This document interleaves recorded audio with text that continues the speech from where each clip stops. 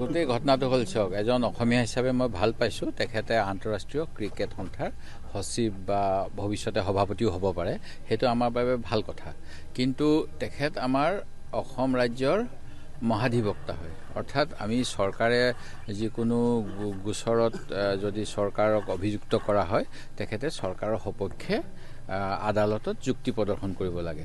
এতিয়া তেখেত অসমৰ এডভোকেট জেনেৰেল হিচাপে অসম বিধানসভাৰো অংশ হয় আৰু তেওঁ ভোট দিব নোৱাৰে, কিন্তু অসম বিধানসভাই তেখেতৰ পৰা মতামত গ্ৰহণ কৰিব পাৰে।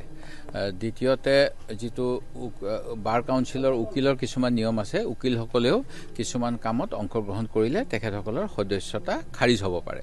চতুৰ্থতে আপোনালোকৰ মনত থাকিব এবাৰ সোনিয়া গান্ধী ডাঙৰীয়ানীৰ নিৰ্বাচন পুনৰ কৰিব লগা হৈছিল, যিহেতু তেখেতৰ সদস্যপদ খাৰিজ হৈছিল।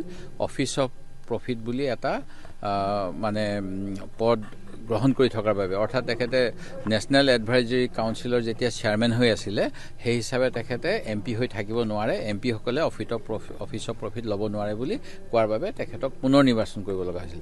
এতিয়া অসমৰ ক্ষেত্ৰত অসমত 1967 চনতে কোনো ধৰণৰ ইয়াতে জুৱা খেলিব নোৱাৰে বুলি এখন আইন আছে আৰু ভাৰতীয় যিটো BCCI ড্ৰিম 11 নামৰ এটা সংস্থা যিটোৱে বাহিৰত বেটিং কৰে, সেই বেটিং সংস্থাটোৰ লগত 358 কোটি টকাৰ মেইন স্পন্সৰশ্বিপ লৈ থৈছে। সেই গতিকে যিটো কাম অসমৰ মহাধিবক্তাই কৰিব নোৱাৰে সেই কামটো তেখেতে সেই পদবীত থাকি বাহিৰত গৈ কেনেকৈ তাক সমৰ্থন কৰিব পাৰে। আৰু দ্বিতীয়তে যিটো অফিচ অফ প্ৰফিট, তেখেতে কেবিনেট মন্ত্ৰীৰ পদমৰ্যাদা অসম চৰকাৰে তেখেতক দিছে এডভোকেট জেনেৰেল হিচাপে। সেই গতিকে এই গোটেইবিলাক সংবিধান বিৰোধী, যিটো আইনত লিখা আছে ভাৰতীয় সংবিধানত, সেইখিনিৰ উলংঘন হৈছে যিদিনাখন তেখেতে BCCIৰ পৰা ICCৰ ছেক্ৰেটাৰী নে কিবা এটা এক্টিং ছেক্ৰেটাৰীৰ পদটো দায়িত্বভাৰ লৈছে। সেই গতিকে এই গোটেই কথাখিনি মই ভাৰতৰ উচ্চতম ন্যায়ালয়ৰ মুখ্য ন্যায়াধীশ, অসমৰ ৰাজ্যপালৰ নামত তেখেতৰ মনোনয়ন হয়, ৰাজ্যপাল ডাঙৰীয়া, গুৱাহাটী হাইকোৰ্ট আৰু বাৰ কাউন্সিল সকলোকে মই অৱগত কৰিছোঁ যে যিটো নিয়ম মতে হ'ব লাগে সেই নিয়মখিনি যাতে পালন কৰাৰ ক্ষেত্ৰত তেখেতক দায়বদ্ধতা কৰে। ইয়াৰ লগতে আৰু এটা কথা আহিছে কি মুখ্যমন্ত্ৰীয়ে কৈছে যে কংগ্ৰেছত নেতা হোৱাৰ প্ৰতিযোগিতা চলিছে, ইয়াত প্ৰতিক্ৰিয়া কি প্ৰকাশ কৰিব আপোনালোকে?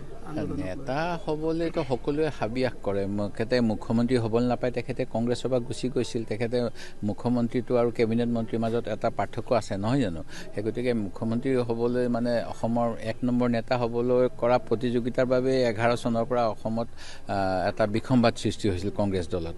আৰু আমাৰ দলত এতিয়া মইতো কৈ আছোঁ সদায় হাইকমাণ্ড বেছ পাৰ্টি, যে ৰাহুল গান্ধী ডাঙৰীয়া, মল্লিকাৰ্জুন খৰ্গে ডাঙৰীয়া, কংগ্ৰেছ হাইকমাণ্ডে যাকে নেতা হিচাপে দিব আমি সকলোৱে তেওঁক মানি লোৱা দৰকাৰ। আৰু সেই গতিকে আমাৰ ইয়াত কম্পিটিশ্যন কৰিলেওতো আমি হাইকমাণ্ড বেছ পাৰ্টি, তেনেকুৱা কোনো কম্পিটিশ্যনত দৌৰিব পাৰিব, কিন্তু হাইকমাণ্ডৰ অনুমোদন নহ'লে কংগ্ৰেছত মই ভবা নাই যে কোনোবাই নিজকে নেতা বুলি এষ্টাব্লিছ কৰিব পাৰে, সেইটো বেলেগত হ'ব পাৰে।